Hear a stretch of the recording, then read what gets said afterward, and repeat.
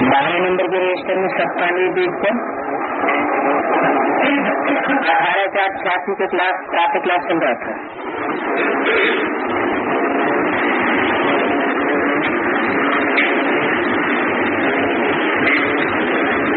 तीसरी लाइन चल रही थी, माता कुंठ होती है पिताजी, माना लगाव बच्चे को पहले पहले होता है माता से, क्योंकि 9 महीने माता के पेट में पलता है, तो संग का रंग लगता है। वो संग का रंग लगने से मन बुद्धि में स्वतः ही लागत पैदा हो जाती है। तो जब तक बच्चा छोटा रहता है, इंद्रियां विकास नहीं करती है, मन बुद्धि बच्चा बुद्धि रहती है, तब तक वो माँ की ओर ही आकर्षित रहता है। जब बड़ा होता है, प्राइमरी शिक्षा पूरी करता है, समझदार होता है, तो उसे पता चलता है कि माँ से भी ऊंची कोई हस्ती है। पक्का निश्चय बैठ जाता है जिससे मुझे प्राप्ति होनी है, तो बाप के प्रति लागत हो जाती है। जहाँ प्राप्ति होती है वहाँ लागत जरूर होती है। तो यहाँ बेहद की बात है। हद में और बेहद में बाबा की वाणी के दोनों में अर्थ लगते हैं। हम तो बेहद के बच्चे हैं कि हद के बच्चे हैं? हम ब्राह्मण बच्चे तो बेहद के बच्चे हैं। हद की बातें हमारे लिए नॉर्मल रह जाती हैं और बेहद की बातों को हमें उठाना है। तो हमारे बेहद के माता पिता कौन है? जो सारी शक्ति के माता पिता साबित होते हैं। बेहद माना 500 करोड़। सादर है तो सादर जरूर मिलना चाहिए। मुरली ने बोला क्या? सादर है तो सादर जरूर मिलना चाहिए। सादर सिर्फ कहे और कभी मिले नहीं, वो सादर कैसे हो सकता? ये बात तो मुरली ने क्यों बोला? ब्रह्मा के थ्रू शिव ज्योति बिंदु सागर क्या सारी सृष्टि की 500 करोड़ आत्माओं से मिला? प्रैक्टिकल अनुभव हुआ नहीं? मिलना भी कई तरीके से होता है।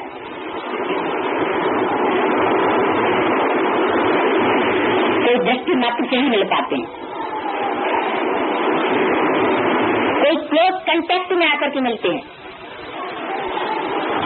इंद्रियों के संबंध के द्वारा मिलते हैं, क्योंकि संबंध साकार नहीं होते।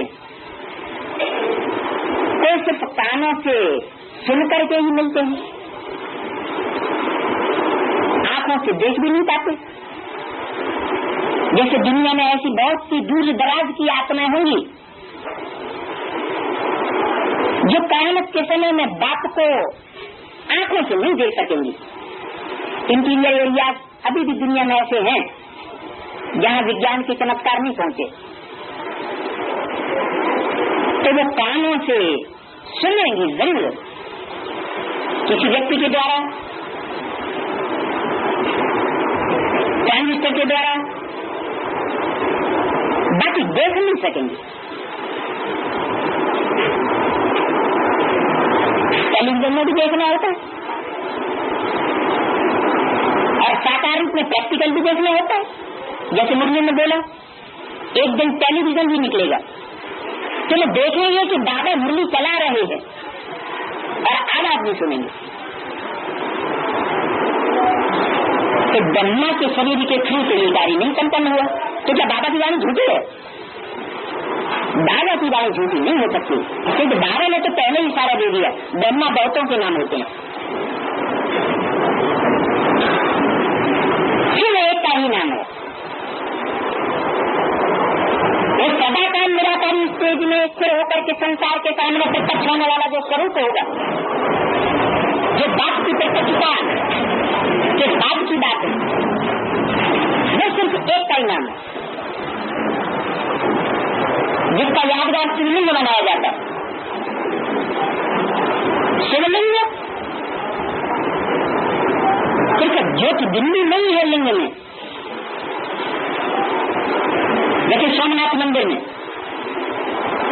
हीरा भी था, बिंदु की यादगार, और लाल पत्थर का लिंग भी था, शरीर की यादगार, जिसमें वो ज्योति बिंदु प्रवेश करता है। तो लाइट के मानंद लाल पत्थर क्यों दिखाया गया?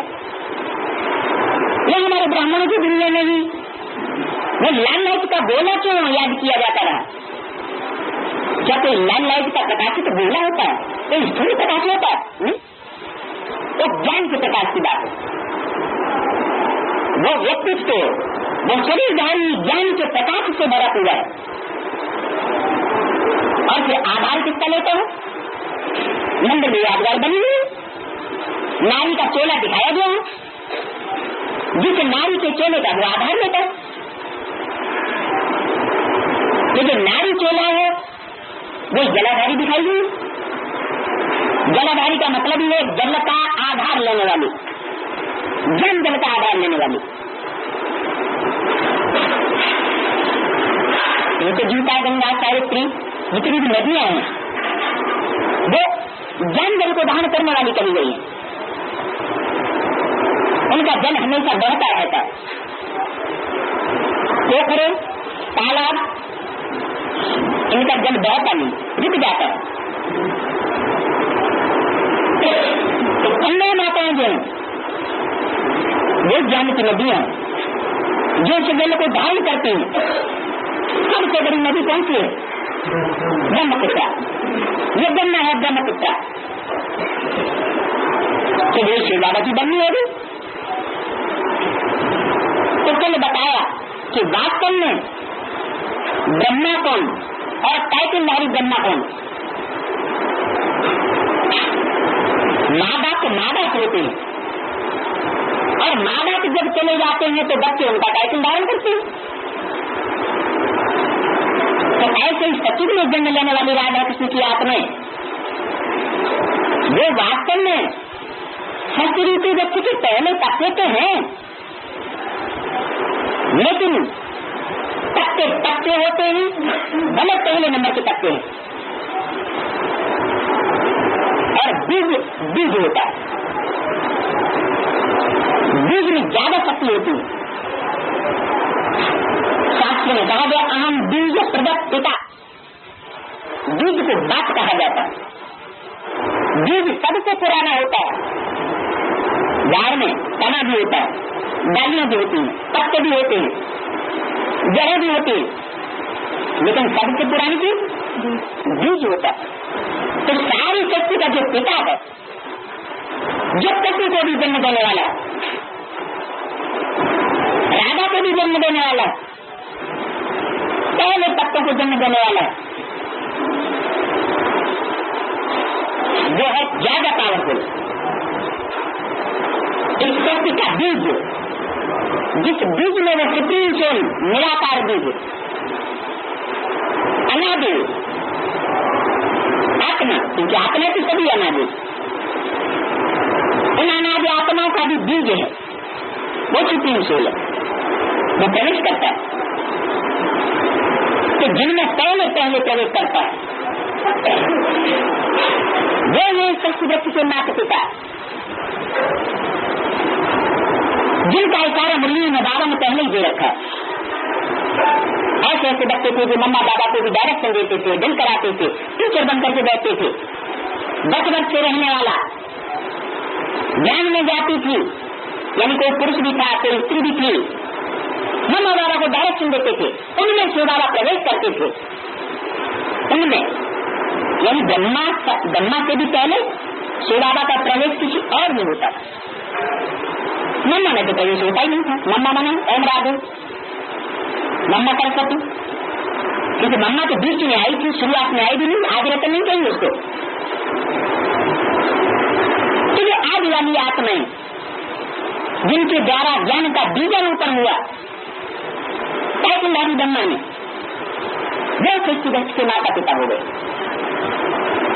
तो ये यहाँ बताया कि छोटे छोटे बच्चे जो होते हैं पहले माँ को पहचानते हैं, फिर बाप को पहचानते हैं।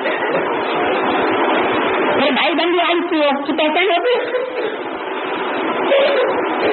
तो भाई बंधु आदि की जो पहचान होती है वो बाप की बात है। तो बेहद के बाप का कहना है इस जगत में तुम्हारे जो माता पिता हैं इनसे बुद्धि का योग तोड़ दो। ये कौन कहते हैं? बेहद का बाप कहते हैं। जो सारी सृष्टि का 500 करोड़ की दुनिया का बाप है वो बेहद का बाप कहते हैं। 2, 4, 50, 100, 200, 1000, 2000, 15,000, लाख 2 लाख बच्चों का बाप नहीं। कौन कहते हैं?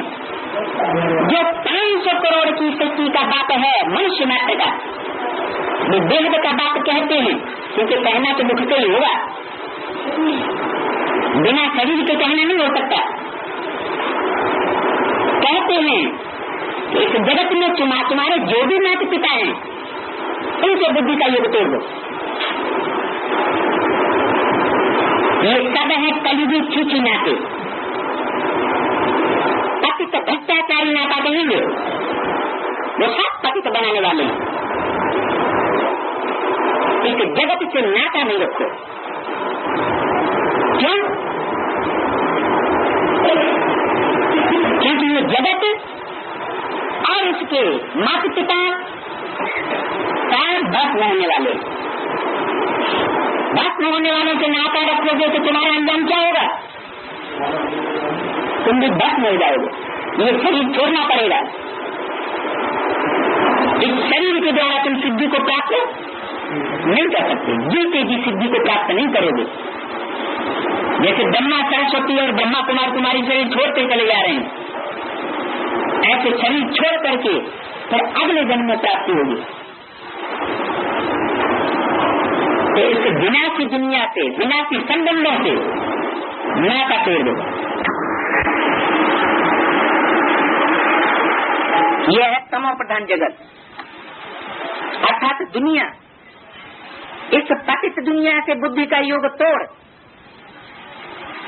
मुझे एक से जोड़ो और फिर नए जगत के साथ जोड़ो। नया जगत कौन सा? वो तो सतयुग में होगा, राधा कृष्ण से शुरू होगा।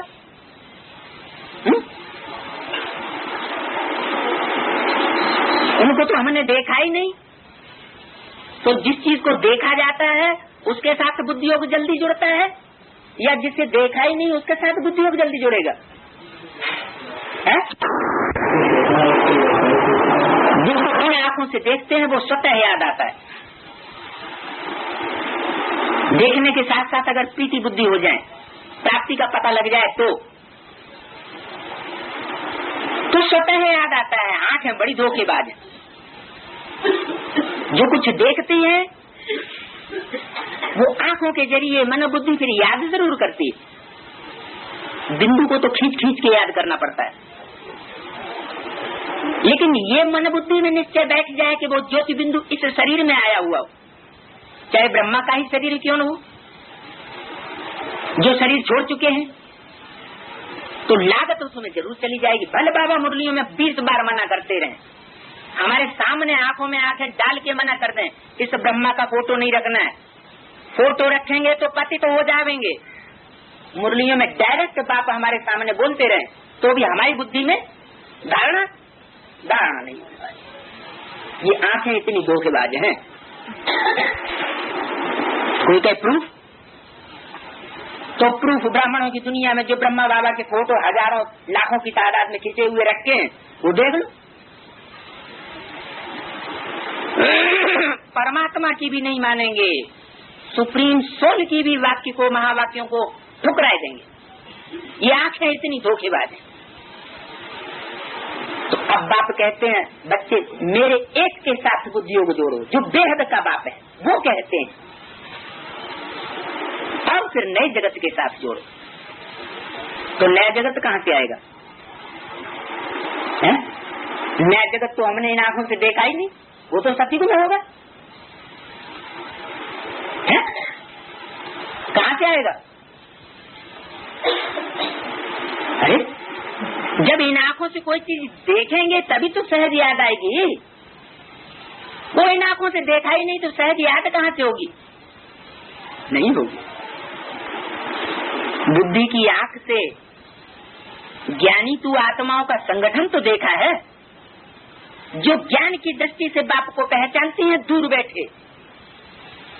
बांधेली गोपिकाएं जिनके बारे में मुरली में बाबा ने बोला है, कब देखा भी नहीं है, दूर बैठे ही उनको निश्चय हो जाता है कि बाप आया है, बाबा हम आपके बन चुके,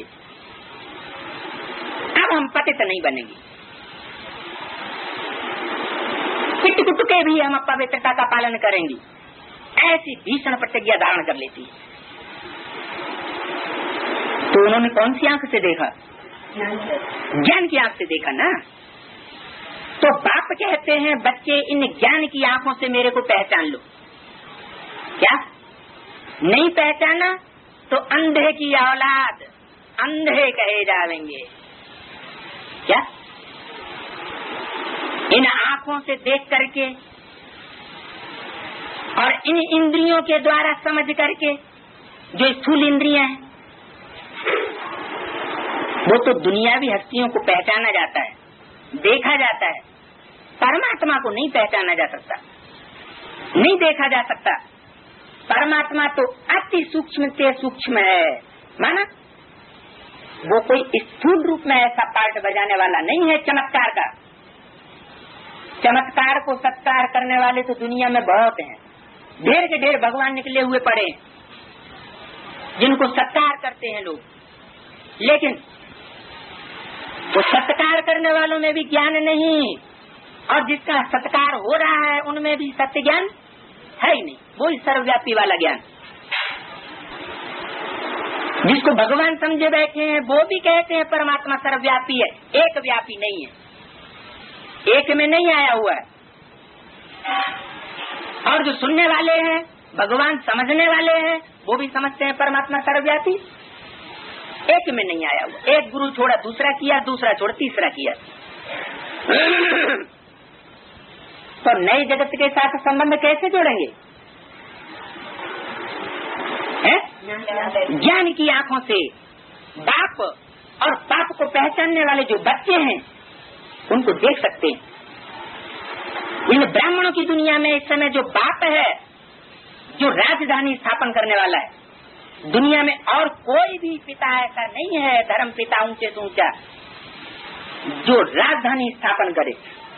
धर्म तो सब स्थापन करते हैं, लेकिन राजा ही कोई स्थापन नहीं कर सकता, क्योंकि राजा ही स्थापन करने के लिए चाहिए क्या? महाभारी महाभारत युद्ध, और वो युद्ध करा के विनाश कराए असुरों का। तो सब धर्म पिताओं ने अपने धर्म की तो स्थापना कर दी, पुराने धर्मों का किसी का विनाश नहीं कर पाया कि उनमें ताकत ही नहीं है दुष्टों का विनाश करना, दुष्टों का मुकाबला करना। बस विष का घड़ा भरा हुआ है, उसमें एक सकोरा अपना दूध उड़ेल दिया, आखिरी में वो क्या हो जाएगा? वो भी विष हो जाएगा। तो सब धर्म जो हैं वो नीचे ही जाते रहते हैं, चढ़ती कला में कोई नहीं ले जा सकता। एक परम पिता परमात्मा शिव के, जो कि सृष्टि पर साकार में आकर के पुराने धर्मों का विनाश, पुरानी मान्यताओं का विनाश, पुरानी धारणाओं का विनाश और नई धारणाओं की, नई परंपराओं की स्थापना करता है, लेकिन उसको इन आंखों से नहीं देखा जा सकता। जो तीसरी आंख से देखते हैं वही उसका सानिध्य ले पाते हैं, साकारी सुख ले पाते हैं, बाकी दूसरे उनको प्राप्त नहीं हो सकता।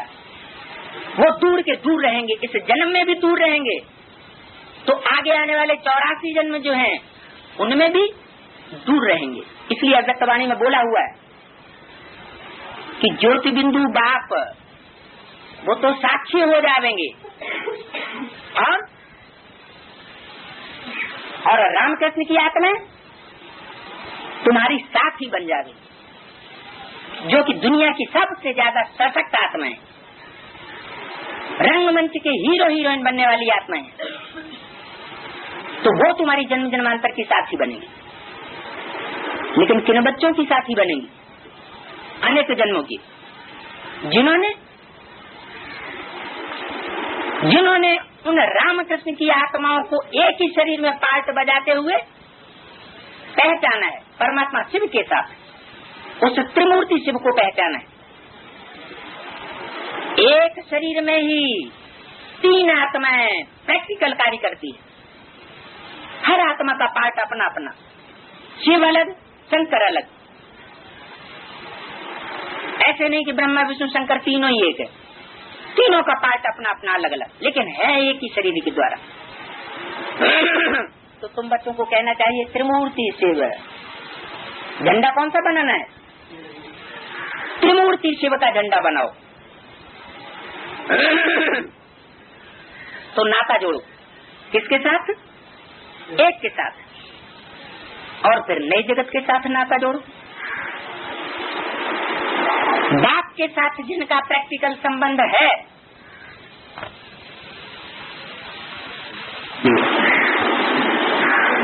बाप का जिनके साथ कोई संबंध नहीं, उनके साथ हम परिवार के बच्चों का भी कोई नाता नहीं, कोई संबंध नहीं।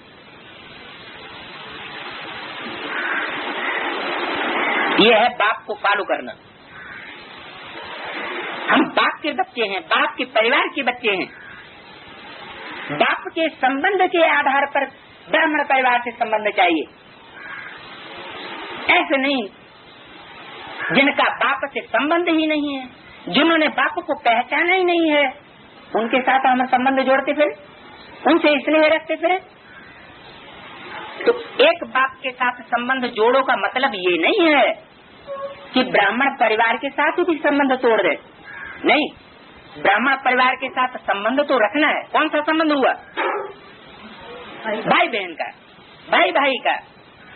आत्मिक रूप में तो हम भाई भाई हैं, लेकिन परिवार कब बनता है? जब साकार में माता पिता हों। तो जो ब्राह्मण होंगे ही नहीं, वो ब्राह्मणों की दुनिया के अलौकिक माता पिता को कहाँ से पहचानेंगे? इन आंखों से देखेंगे, कहाँ से देखेंगे? हैं शूद्र, ब्रह्मा की औलाद कहलाते हैं, लिखते हैं ब्रह्मा कुमार, और बहन के ऊपर आसक्त हो जाते हैं, बहन के पीछे पीछे लगे पड़े हैं। बाबा ने कहा ब्रह्मा कुमारियों को जो पीछे लगते हैं उनको कीचक कहा जाता है।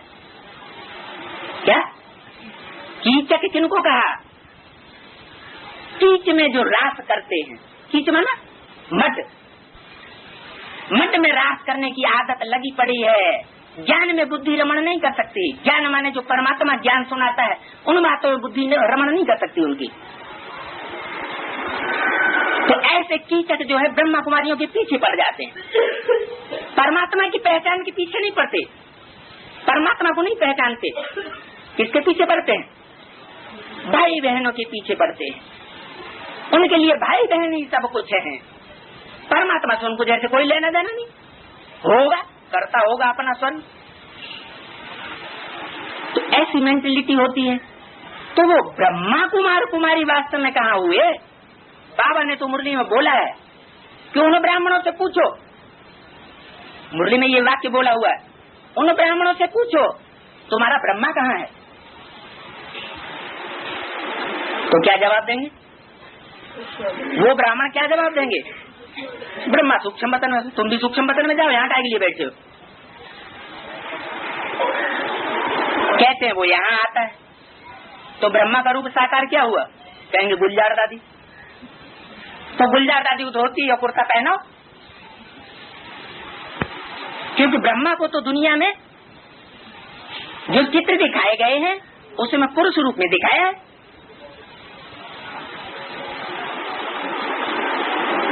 बाबा ने कहा कि मैं जिस तन में प्रवेश करता हूँ उसका नाम ब्रह्मा रखना पड़े।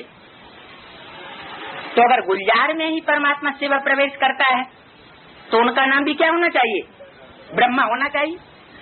कोई कहता है? कोई कहता है उनका नाम ब्रह्मा? नहीं। तो फिर ब्रह्मा कहाँ हुआ? जिसके बच्चे प्रैक्टिकल में भाई बहन बने, और जब वो प्रैक्टिकल में देखने में नहीं आएगा तो भाई बहन बनाएंगे किसको? बल मुख से कहते रहेंगे ये हमारी बहन है। जैसे भगत लोग मंदिरों में जाके कहते रहते हैं तुम माता पिता हम बालक तेरे, हाथ जोड़े और कह दिया, और घर में आए वही विकारी दृष्टि बुट्टी।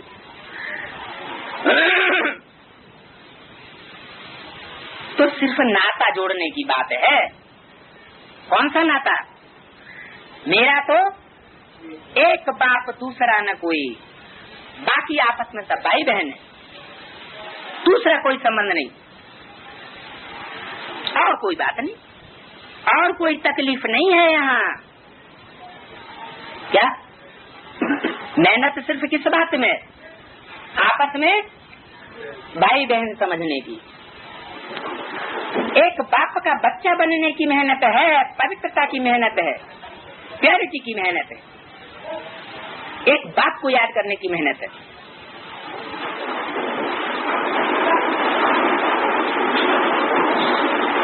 सतयुग में भी पहले नाता अच्छा होता है।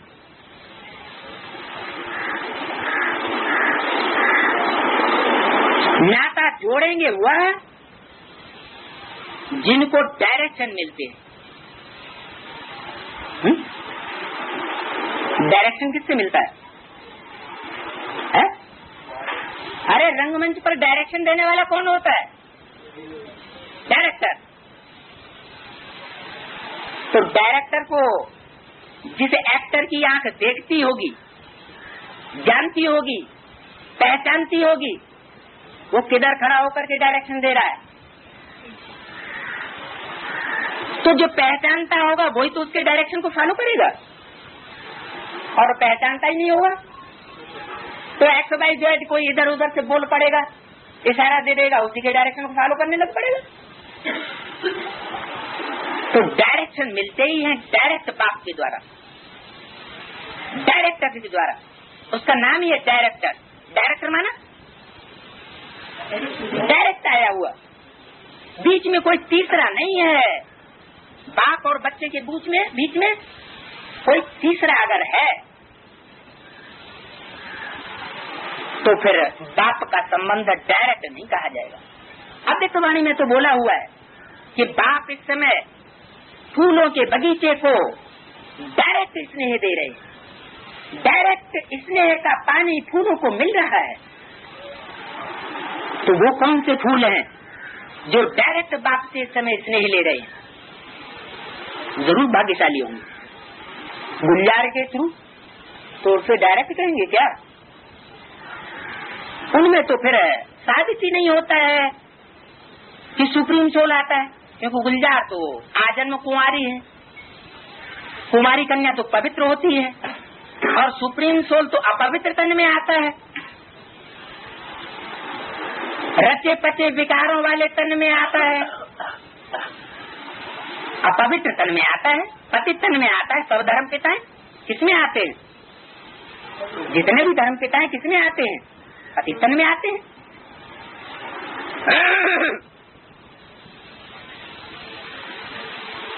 तो सतयुग में भी पहले नाता अच्छा होता है, फिर क्या होता है? फिर धीरे धीरे नीचे उतरते जाते हैं। यहाँ भी क्यों लगा दिया?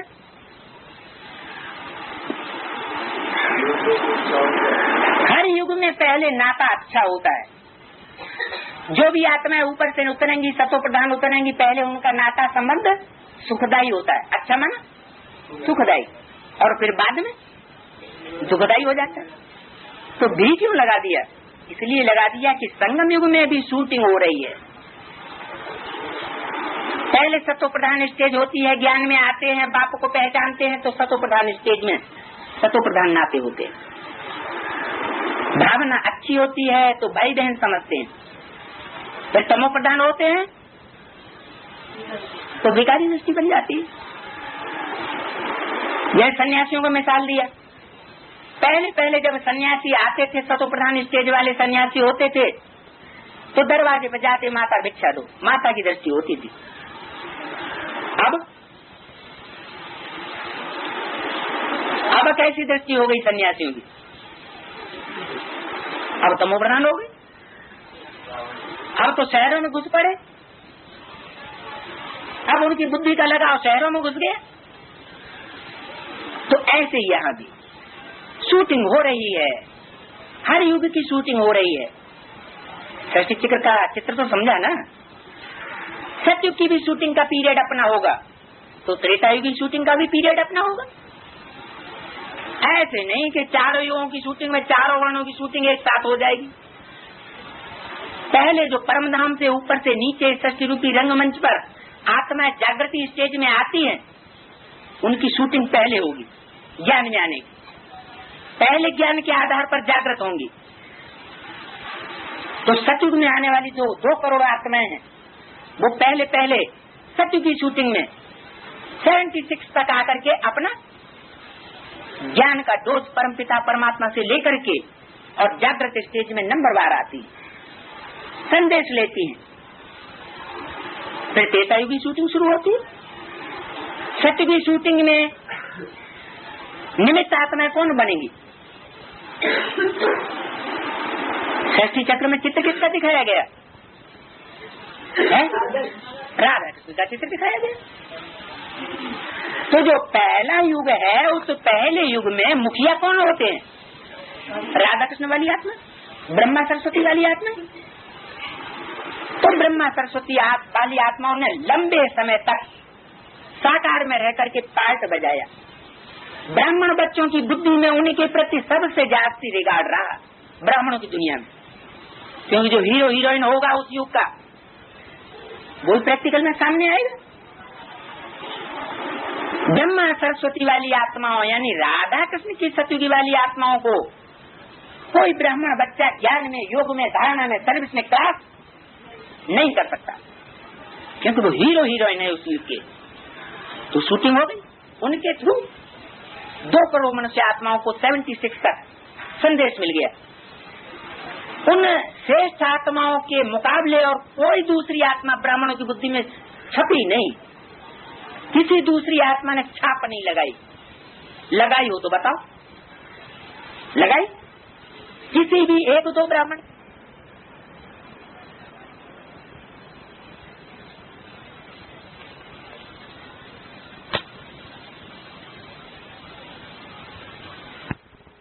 सत्य की शूटिंग में निमित्त आत्माएं कौन बनेंगी?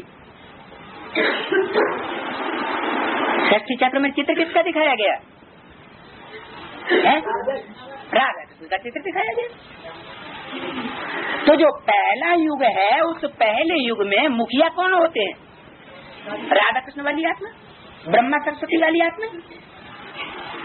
तो ब्रह्मा सरस्वती वाली आत्माओं ने लंबे समय तक साकार में रह करके पार्ट बजाया।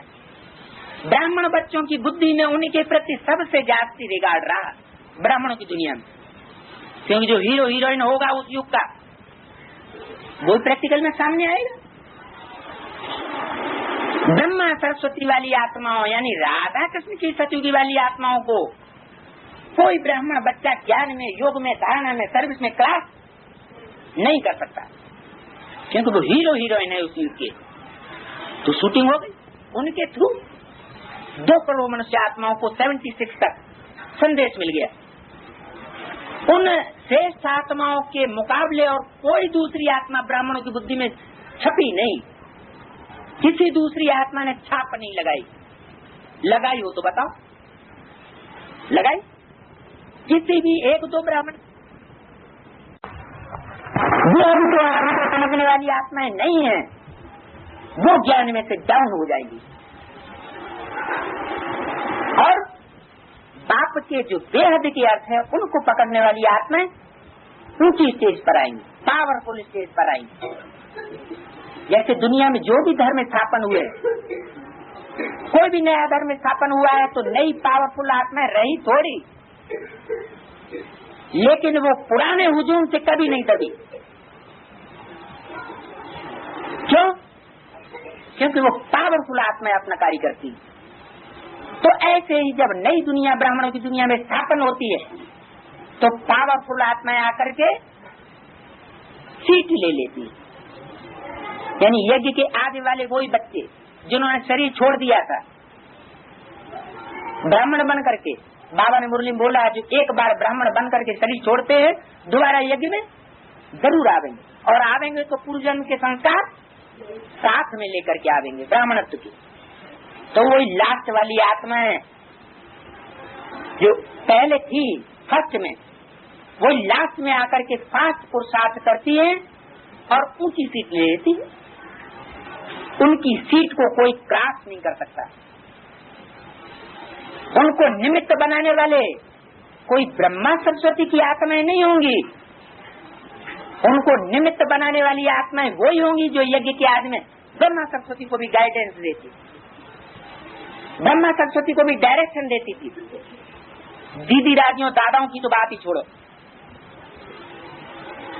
तो जो आदि में सो यज्ञ वो ये आत्माएं अंत में आकर के फिर निमित्त बनती हैं और त्रेता युग की शूटिंग के निमित्त बन जाती है।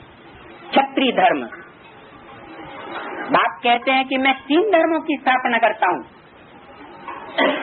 ब्रह्मा द्वारा, ब्राह्मण सो देवता धर्म की, सतयुगी धर्म की, और क्षत्रिय धर्म की भी स्थापना करता हूँ तो देवता धर्म की भी स्थापना करता हूँ। तो ब्रह्मा के द्वारा सिर्फ ब्राह्मण धर्म स्थापन हुआ। नंबरवार पुरुषार्थ अनुसार आपस में भाई बहन की धारणा करने वाले ब्राह्मण बच्चे पैदा हुए, जिनकी लिस्ट सिर्फ 16,108 की।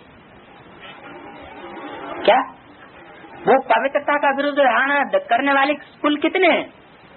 इतने बड़े ब्राह्मण परिवार में सिर्फ 16,108, वो भी नंबरवार। कोई 4 दिन पवित्रता का पालन करता, कोई 4 महीने, कोई 4 साल, कोई 40 साल। तो वो 16,108 की जो लिस्ट है वो पूरी कब होती है?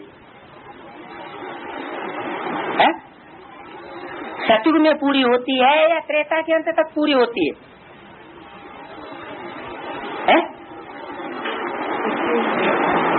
सतयुग में तो 8 ही नारायण होते हैं जो राजा बनते हैं, बाकी तो कोई राजा बनता ही नहीं।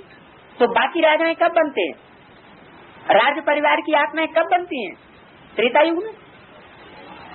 तो त्रेता युग में जो राज परिवार की आत्माएं बनती हैं 16,108 प्रिंस प्रिंसेस बनते हैं।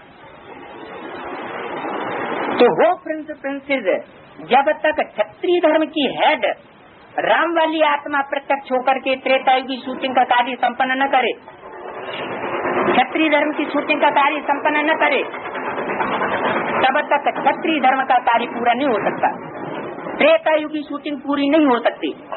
तो 76 से ये नई दुनिया यानी ब्राह्मणों के संगठन में संघर्ष करने वाली श्रेष्ठ आत्माएं प्रत्यक्ष होती है। वो है 108 आत्माएं, रुद्रमाला के मण के डायरेक्ट शिव के बच्चे। शिव का जो रूप है वो है ही रौद्र रूप, जिसको उसका नाम पड़ता है रुद्र। यज्ञ के आदि में भी उस रुद्र ने विकराल रूप धारण किया था। तो ब्रह्मा सिंध हैदराबाद में तब तक टिके रहे, दुनिया वालों का मुकाबला करते रहे, जब तक वो रुद्र सहयोगी बना रहा प्रजापिता। और जब वो प्रजापिता विरोधी हुआ तो ब्रह्मा बाबा के पैर सिंध हैदराबाद से उखड़ गए। उनको अकेले कराची भाग जाना पड़ा चुपचाप, ताकि किसी को पता भी न चले। तो ऐसी सशक्त आत्मा संघर्ष करने वाली, जिसके लिए अव्यक्त वाणी में बोला है विनाश वाला कब प्रज्वलित हुई और कौन निमित्त बने, उसका जवाब भी अव्यक्त वाणी में दिया है। ब्रह्मा बाप और ब्राह्मण बच्चे, 3 ग्रुप बता दिए।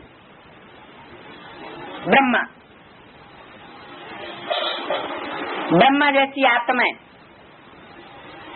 बाप और बाप जैसी बीज रूप आत्माएं रुद्रमाला के मण के, और ब्राह्मण बच्चे नंबर 1। क्योंकि ब्राह्मणों में नौकरी गाई जाती है, कोई एक तरह के ब्राह्मण तो होते नहीं, कोई इस्लाम धर्म में कन्वर्ट होने वाले हैं। हम ब्राह्मणों की दुनिया में ही कोई ऐसी आत्माएं होंगी जो इब्राहिम बुद्ध क्राइस्ट की आधार बनेंगी, कन्वर्ट हो जाएंगे। तो वो ब्राह्मण भी हमारी दुनिया में बैठे हुए, वही आसुरी धर्मों में कन्वर्ट होने वाले आसुरी यज्ञ के अंदर बैठे हुए हैं, जिन्होंने यज्ञ के आदि में माता पिता के बीच में फ्रिक्शन डलवाया, रामकृष्ण की आत्माओं के बीच में फ्रिक्शन डलवाया, आज से इनके सांप बन करके बैठे हुए।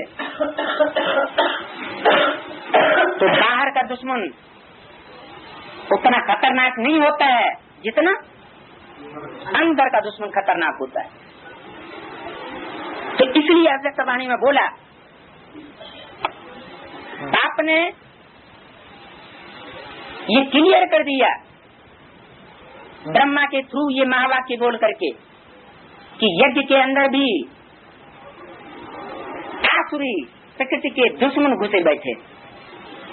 बोला घबराओ मत, क्योंकि बड़े बड़े महारथियों की एक्ट को देख करके कुछ बच्चे, ब्राह्मण बच्चे घबरा रहे। घबराओ मत, बैकबोन बाप दादा सामना करने के लिए किसी भी व्यक्तित्व द्वारा समय तक प्रत्यक्ष हो ही जाएंगे, और अब भी हो रहे।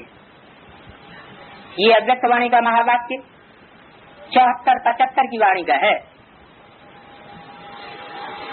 76 में तो बाप प्रैक्टिकल में साकार सन से कुछ ब्राह्मण बच्चों के बीच में प्रत्यक्ष हो गया, क्योंकि राजधानी का कार्य स्थापन करना है, तो दिल्ली राजधानी में ही वो कार्य शुरू होगा, जिसके लिए बोला है कि बाप दादा ने स्थान परिवर्तन किया है। जैसे तुम बच्चे सेवा स्थान चेंज करते हो, वैसे बाप ने भी सेवा स्थान चेंज किया है, क्योंकि पढ़ाई का कार्य शांति स्थान से होता है, और लड़ाई का कार्य लड़ाई की ही भूमि में होगा। दुनिया में एक ही शहर है जहाँ सब धर्मों ने अपना राज्य किया है आक्रमण करके, जहाँ सबसे जास्ती लड़ाइयाँ हुई, जहाँ की लड़ाइयाँ महाभारत युद्ध के रूप में गाई हुई। कुरुक्षेत्र का मैदान भी दिल्ली के पास ही दिखाते। तो ऐसी संघर्षशील धरणी जरूर बाप को भी वही राजधानी स्थापन करने का कार्य करना होता है। दिल्ली परिस्थान भी बनती है तो दिल्ली कब्रिस्तान भी बनती है। कब्रिस्तान बनती है असुरों के द्वारा, और परिस्थान बनती है देवताओं के द्वारा। देवात्माएं हैं रामकृष्ण की आत्माएं, जो कंबाइंड होकर के अपना कार्य करती हैं एक ही शरीर के द्वारा, जिसे अर्धनारीश्वर रूप के द्वारा पूजा जाता है। तो वाणी में बोला 74-75 की अव्यक्त वाणी में कि घबराओ मत, बैकबोन बाप दादा सामना करने के लिए किसी व्यक्तित्व द्वारा समय पर प्रत्यक्ष हो ही जावे, और अब भी हो रहे। माना 76 तो बाप का प्रत्यक्षता वर्ष मनाया गया, अव्यक्त बाप दादा के द्वारा घोषित किया गया, लेकिन प्रत्यक्ष तो वास्तव में 74-75 से ही होने लगा था। कौन प्रत्यक्ष होने लगा था? है बाप दादा का वो साकार रूप जो असुरों से मुकाबला करता है। मुकाबला किसका किया जाता है? सामना किसका किया जाता है? असुरों का, विरोधियों का या प्रेमियों का? विरोधियों का मुकाबला करने की जरूरत पड़ती है। जो प्रेमी होंगे, स्नेही होंगे, वो तो कहने से ही हर बात को मान लेंगे। क्या जो जन्म जन्मांतर की प्रेमी आत्माएं होंगी, उनकी ये निशानी यहाँ देखने में आएगी। क्या क्यों उनको हर बात बाबा का जो महावाक्य है रिटिन में, चाहे वो अव्यक्त वाणी का हो, चाहे वो मुरली का हो, उनको सुनने मात्र से ही उसको स्वीकार कर लेंगे। उनको समझाने की भी दरकार नहीं पड़ेगी। और जो आसुरी आत्माएं होंगी, उनको बार बार समझाओ कि बाबा ने ऐसे बोला है, फिर भी उनकी बुद्धि की गुत्थी सुधर नहीं सकती। क्योंकि जन्म जन्म के विरोधी रहे, अनेक जन्मों की विरोधी आत्माएं रही है, जो रामकृष्ण की आत्माओं से टक्कर लेती रही है, उनको डाउन करने की चक्कर में रही। तो यहाँ प्रैक्टिकल वो आत्माएं नजर आएंगी। इसलिए बाबा ने बोला था, ये ब्राह्मणों का किला ऐसा शीशे का महल बन जाएगा जिसमें हर आत्मा का अपना अपना चेहरा क्लियर हो जाएगा कि आसुरी चेहरा है या देवताई चेहरा है। स्पष्ट नजर आएगा हर आत्मा को, स्वयं भी अपना चेहरा देख सकते हैं कि हम आसुर हैं या जन्म जन्मांतर के देव आत्मा है। तो बोला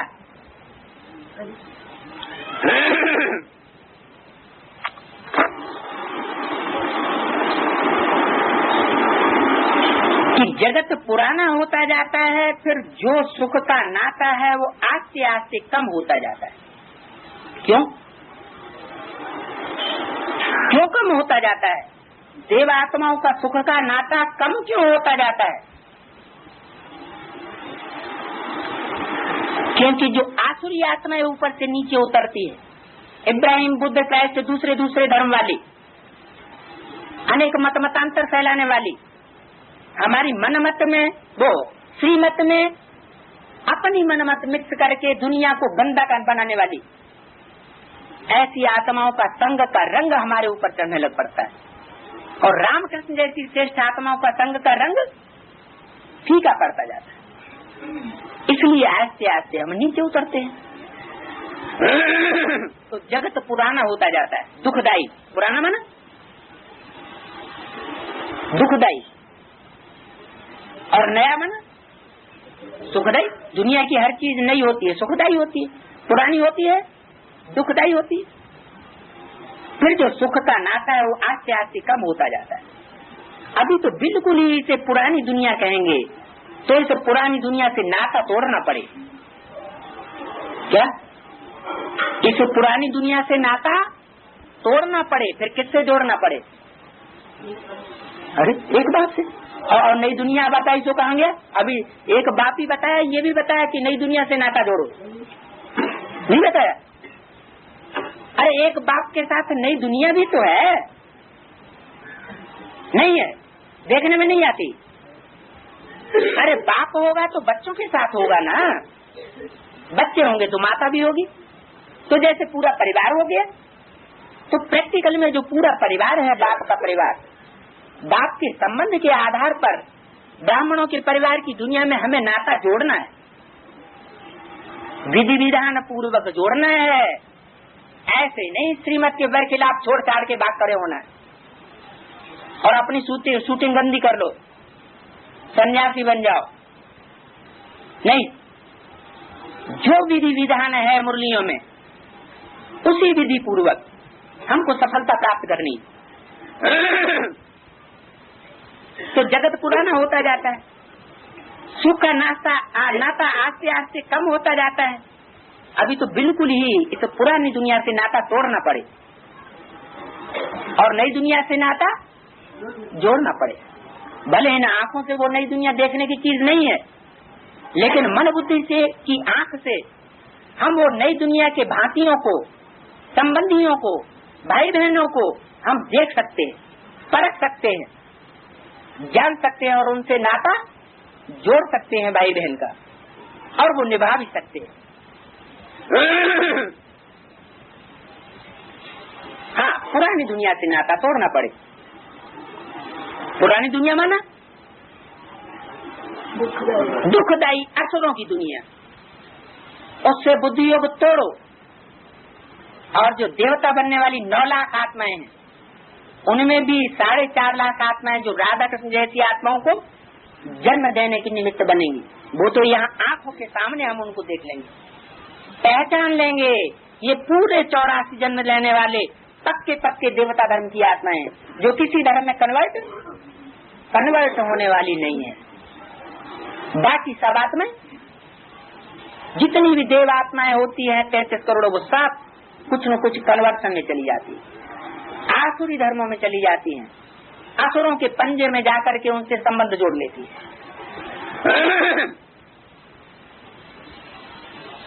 बाप कहते हैं मेरे साथ नाता जोड़ो, क्या ऐसे नहीं कि नई दुनिया के साथ नाता जोड़ो तो नई दुनिया में ही रम जाओ और मेरे को भूल जाओ। नहीं, मेरे को भूल गए तो नई दुनिया से नाता ऑटोमेटिक टूट जाएगा। कैसे है? नहीं, मेरे को भूले तो मेरे आधार पर नई दुनिया के संबंधियों से नाता है ना। जब मेरे को ही भूल जाएंगे तो पहचानेंगे कैसे कि बाप का संबंध किससे किससे है, किससे नहीं है।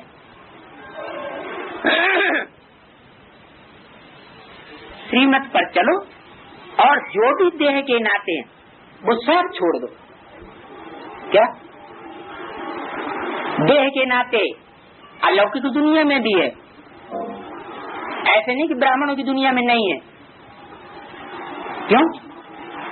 क्योंकि मुख से बातचीत करते हैं तो मुख देह का अंग है ना। आंखों से देखते हैं तो आंख देह का अंग है ना। तो देह का संबंध जब जुटेगा तो याद आएगी कि नहीं? संबंध जुट गया। अगर श्रीमत के बरखिलाफ संबंध जोड़ लिया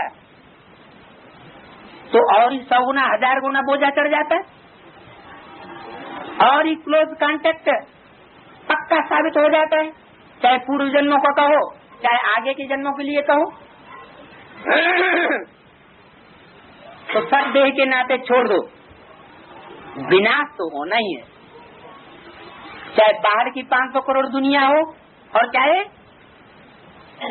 ब्राह्मणों की संगमी की दुनिया हो जो ब्रह्मा के द्वारा पैदा होती है। क्योंकि ब्रह्मा का जो विराट रूप है विष्णु का, उसमें सबकी पैदाइश दिखाई गई है। ब्राह्मण से सिर्फ ब्राह्मण देवता ही पैदा नहीं होते, क्षत्रिय भी पैदा होते हैं, वैश्य भी पैदा होते हैं, शूद्र भी पैदा होते हैं। सारी दुनिया 500 करोड़ ब्रह्मा की औलाद बनती है, लेकिन है नंबरवार। तो साथ से नाता तोड़ो, देह के नाते सब छोड़ दो।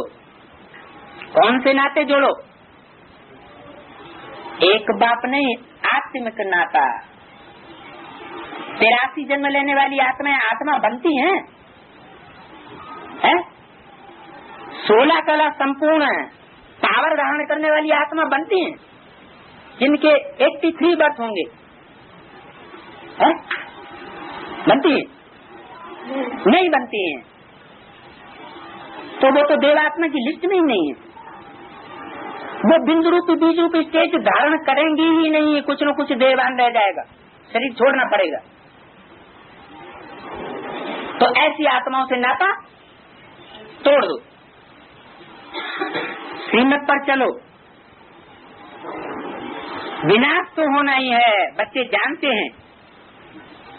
बाप जिसको परमपिता परमात्मा कहा जाता है वो भी ड्रामानुसार सर्विस करते हैं। क्या सर्विस करते हैं? रूहानी सेवा स्थापना ब्रह्मा द्वारा कराते हैं और विनाश शंकर द्वारा और विष्णु द्वारा पालना। ये तीनों कर्तव्य बाप के हैं। वो भी ड्रामा के बंधन में बांधा हुआ है। क्या कोई कहे कि बाप बाप है तो फिर हमको डाउन क्यों कर रहा है? बाप किसी को डाउन नहीं करता, लेकिन नंबरवार मन के तो सेट होने हैं कि नहीं होने? होने। तो जब नंबरवार मन के सेट होने हैं, विष्णु माला भी सेट होगी और उससे पहले रुद्र माला भी सेट होगी, तो मन के नीचे ऊपर करने पड़ेंगे कि नहीं है? करेंगे। अब ये कोई बाप ने अपनी लगाव के आधार पर उन मनकों को नीचे या ऊपर नहीं कर रही है। वो तो जिसकी जैसी एक्ट वैसे उसकी एक्ट के अनुसार, उसकी पावर के अनुसार उसको ऊपर नीचे होना ही पड़े। तो बाप कोई बोर्ड पर लिख करके नहीं बताएगा कि इसका माला में ये नंबर है, या लेफ्ट साइड का दाना है या राइट साइड का दाना है। हर आत्मा अपनी चलन से, अपने बोल से, अपनी एक्ट से इस शीशे के महल में स्वतः ही साबित होगी कि लेफ्ट साइड का आसुरी दाना है या राइट साइड का दैवीय दाना है, बीज रूप आत्मा है या कम जन्म लेने वाली आत्मा है। हर आत्मा को अपने अपने जन्मों का यही साक्षात्कार होना है। दूसरी आत्मा में रियलाइज करेंगी अपना पार्ट भी और संगी साथियों का भी पार्ट भी, क्योंकि ये ड्रामा है ना। जब ड्रामा है तो हर एक्टर को अपनी एक्ट का और साथियों की एक्ट का क्या पता होना चाहिए। बाबा मुरली में बोलते हैं कोई एक्टर ही क्या जो अपनी एक्ट को न जाने तो बेवकूफ एक्टर हो गया। कोई ड्रामा रंगमंच पर पहुंचे और आवेला होकर के खड़ा हो जाए, बाप के इशारे को भी न समझे तो बेवकूफ एक्टर कहेंगे ना। तो यहाँ भी नंबरवार पुरुषार्थ अनुसार बेवकूफ एक्टर बन करके खड़े होने वाले। जब धर्मराज की मार पड़ेगी तब उनको अपनी एक्ट के ऊपर पता चलेगा कि हाँ हमारी ये एक्ट है, हमने ये बजाया, ये कार्य हमको नहीं करना है, ये करना है, ऐसे ऐसे चलना है, ऐसे हमको पाठ बजाना है। तो पूरी स्मृति आ जाएगी अनेक जन्मों की, क्या क्या गलतियां की हैं, उन गलतियों के आधार पर हम कैसे दुखी हुए अनेक जन्मों में, वो सब पता करना है। तो बाप ड्रामा अनुसार सर्विस तो करते ही हैं। ड्रामा के बंधन में बाप भी बांधा हुआ है। बाप पर दोष नहीं लगाना चाहिए कि हमको डाउन क्यों किया। बाप किसी को डाउन और किसी को ऊपर नहीं करते, वो तो साक्षी दृष्टा है। मनुष्य तो समझते हैं वो सर्वशक्तिमान है, जैसे कृष्ण को भी सर्वशक्तिमान मानते हैं, उनको सुदर्शन चक्र दे दिया, और मेरे को भी सर्वशक्तिमान मानते हैं। बात कहते हैं कि मैं ड्रामा के विपरीत तो कोई कर्म नहीं कर सकता। हर आत्मा में जो एक्ट नुदा पड़ा है वो अपना एक्ट करने के लिए मजबूर है। चाहे तो अभी से भी सुधर सकती है, अपने को मोल्ड कर सकती है, लेकिन जब तक बाप की पहचान नहीं हुई है तब तक दुनिया की कोई हस्ती नहीं है जो आत्मा को चेंज कर सके, मोल्ड कर सके। मनुष्य तो समझते हैं तो सर्वशक्तिवान है,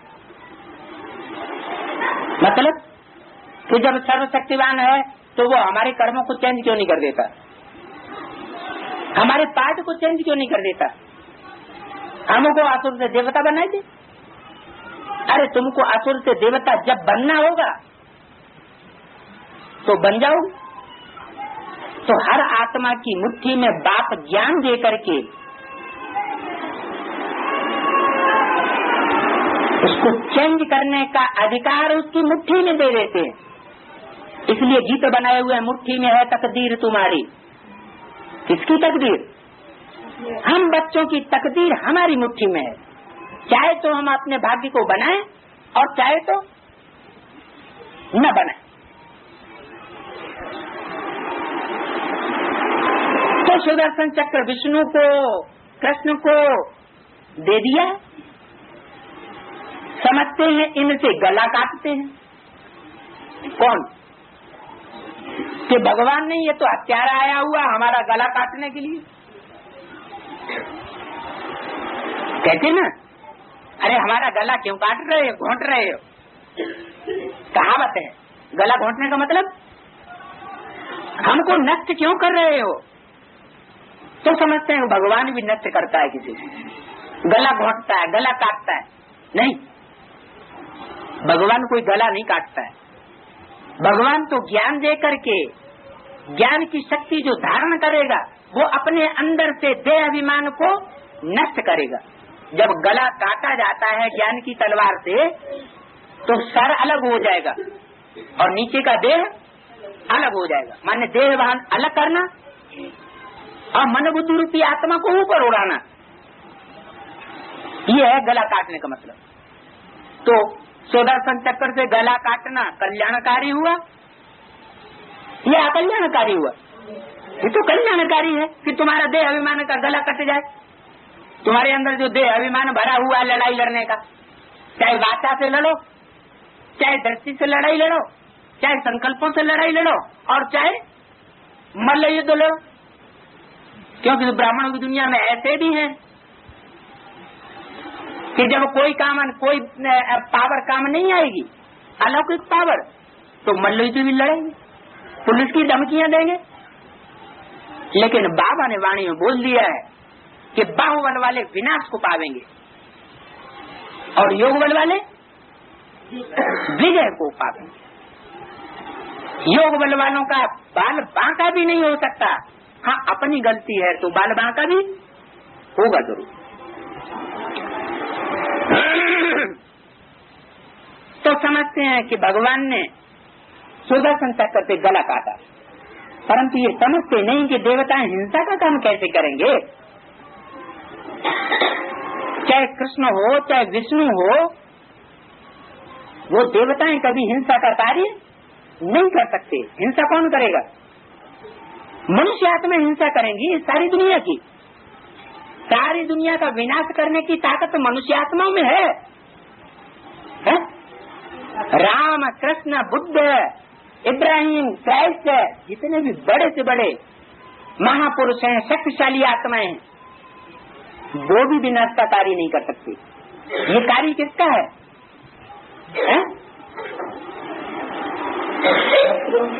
ना, विनाश का कार्य किसका है? सब धर्मों का विनाश, एक सद्धर्म की स्थापना। तो स्थापना तो ब्रह्मा द्वारा कराता हूँ, लेकिन विनाश स्वयं का रूप है, वो भी कोई पकड़ में नहीं आ सकता। क्या कोई उंगली उठा के कह नहीं सकता कि इसने विनाश कराया, क्योंकि इनडायरेक्ट है। इसलिए कहते हैं हर हर बम बम। बम का शब्द हर के साथ क्यों जुड़ा हुआ है? हर माना पापों को हरने वाला। जब तक बम नहीं फटेंगे तब तक पाप कर्म करने वाले असुरों के पाप क्षीण नहीं हो सकते। इसलिए हर हर यानी पापों का हरण करने वाले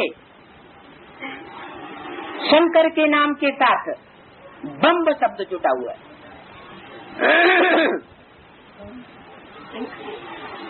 बम्ब माने बम्ब, एटम बम्ब, वो है स्थूल एटम बम्ब, और ब्राह्मणों की दुनिया में है ग्लानी के एटम बम्ब। बड़े बड़े महारथियों की ग्लानी का जितना भी भंडार है वो सारा निकल पड़ेगा बाहर, असुर ही फोड़ेंगे। क्या ये यादव गवर्नमेंट, ब्राह्मणों की दुनिया में भी यादव है। यादव वो कहे जाते हैं जो न परमात्मा को मानते हैं, न स्वर्ग को मानते हैं, और न परमात्मा के बताए रास्ते पर चलते हैं। स्वर्ग क्या है, नरक क्या है, किसने देखा? हम जो कुछ करते हैं वो ही है, ठीक। तो डंके की चोट श्रीमत के खिलाफ अपने जीवन को चलाए देते हैं। तो वो यादव बड़े बड़े धनाढ्य होते हैं, बड़े बड़े शराबी होते हैं, आंखों की खूब शराब पीते हैं। हमारी शराब भी बेहद की है। एक बाप से दृष्टि लेना, उसी से हम पवित्र बनेंगे।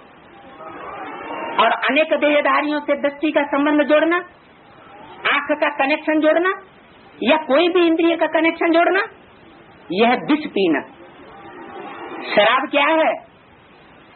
शराब भी विष होती है। तो जन्म जन्मांतर की पतित दृष्टि वाली, सड़ी हुई दृष्टि वाली आत्माएं, उनसे दृष्टि योग लिया तो शराब का नशा जरूर चढ़ेगा। और नशा जिसको चढ़ता है वो उल्टे कर्म करता है कि सीधे कर्म करता है? श्रीमत के बरखिलाफ कर्म करेगा, ये श्रीमत के अनुकूल कर्म करेगा, उसको तो नशा ही सड़ी हुई शराब का पड़ा हुआ है, तो वो उल्टी वाणी बोलेगा, उल्टी ही चाल चलेगा, उल्टे ही संकल्प चलाएगा। उसकी कोई भी वाचा की, मनसा की, कर्मणा की गति प्रवाह सही नहीं चल सकता।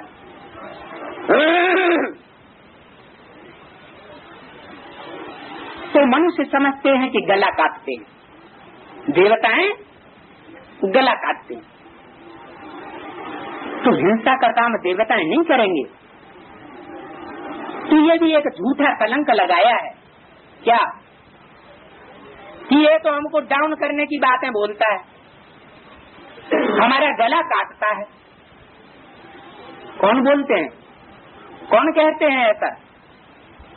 जो असुर होते हैं वो ही ऐसा सोचते हैं, ऐसा कहते हैं कि ऐसी ऐसी बातें, ऐसे ऐसे पॉइंट बोले जाते हैं जिनसे हमारा गला कटता है, हमको डाउन करने की कोशिश की जाती है।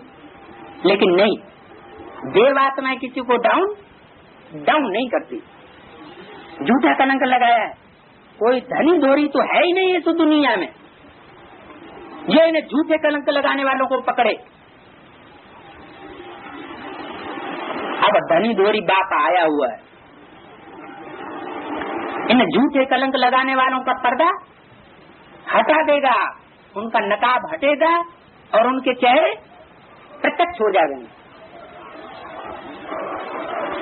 तो कोई भी धनी धोरी नहीं है जो समझावे कि देवताएं कैसे हिंसा करेंगे। है? देवताएं संपूर्ण हिंसक टाइटल होता है कि हिंसा करने वाले होते हैं? अरे उनके लिए तो गायन है, सर्वगुण संपन्न, 16 कला संपूर्ण, संपूर्ण हिंसक, मर्यादा पुरुषोत्तम। ये टाइटल परमपिता परमात्मा शिव का है जो सारी दुनिया का संहार कराने के लिए आया हुआ है। यह देवताओं के टाइटल है, ये तो देवताओं के टाइटल है। परमात्मा अगर अहिंसक बन करके आवे तो परमात्मा के भी नाक कान नोच के रख दे। परमात्मा का ये टाइटल नहीं है सर्वगुण संपन्न। वो सर्वगुण संपन्न बन जाएगा तो इन अवगुणों से संपन्न भरे पूरे असुरों का विनाश कौन करेगा? लोहे से लोहा काटा जाता है, विष से विष मारा जाता है, तो ये असुर किसके द्वारा कटेंगे? असुरों का विनाश कौन करेगा? कोई दुनिया में है ऐसा? हाँ, जो शिव की शक्तियां होंगी वो उनसे टक्कर लेंगी। डायरेक्शन किसका होगा? इशारा कौन देगा? इशारों को फॉलो करने वाले कौन होंगे?